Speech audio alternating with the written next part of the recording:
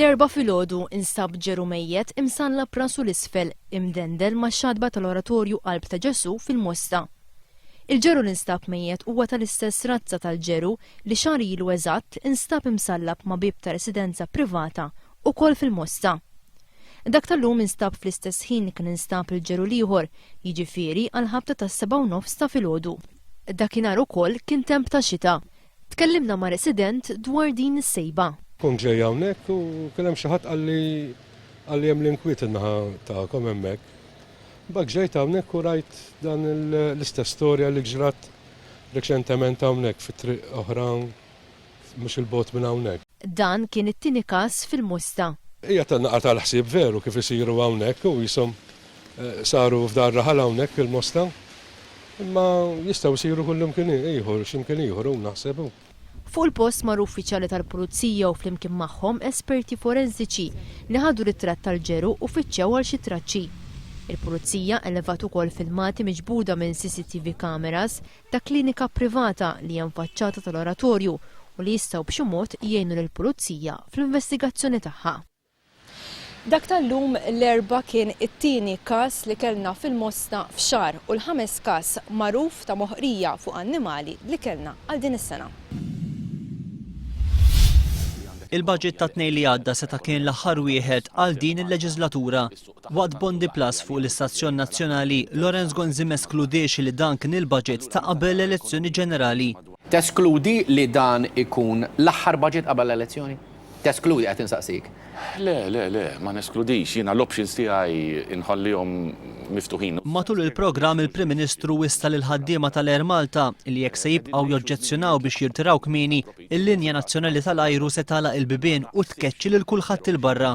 Biex insalvawha, ħanuża mhux qed neżaġera, biex insalvawha biex l-Air Malta ma titħolx ġoħajt, biex l-Air Malta ma tiġix dikjarata falluta u allura jkollha tagħlaq u tkeċċi kulħadd.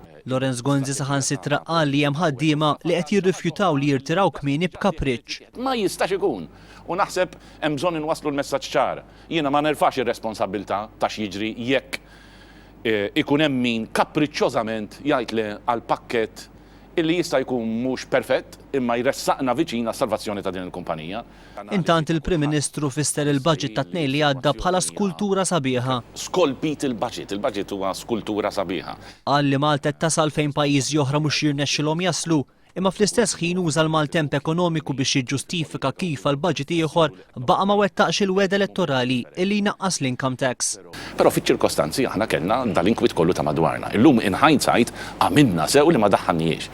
Dwar it-trasport pubbliku Lorenz Gonzi qal li n-nies m'għandhomx iġibu d-dinja fit-tarf. U nġib it-trasport pubbliku f'postu. Sessadu mhux f'postu. Ma jimpurtax jiġi. Bil-mod il-mod maħniex il-bot biex ma noqogħdux nġibu d-dinja fit-tarf. Il-Prim Ministru temm l-intervista tiegħu billi tkellem dwar it-teknoloġija tal-mobile phone. Illum spiċċajna l-mobile, baqqas biex inċempillek. Imma biex nabidlak email, biex nikkomunika miegħek fuq il-Facebook, biex nibatlek SMS, jiġifieri aqqasu mobile biex inċempel, sar il-computer fidejja dak. U meta nirrealizza tal-biċċa strument fih daqshekk x'qed jagħmlilna f'ħajjitna. Fil-budget ta' tnejn li għadda l-Gvern ħabbar li matul is-sena li ġejja ser jonfoq 117 miljun euro fuq l-operat, nefqa li ma tinkludix il-pagi tal-ħaddiema ma' spejjeż oħra bħal trasport, xiri ta' prodotti, kirjiet, ikel u safar.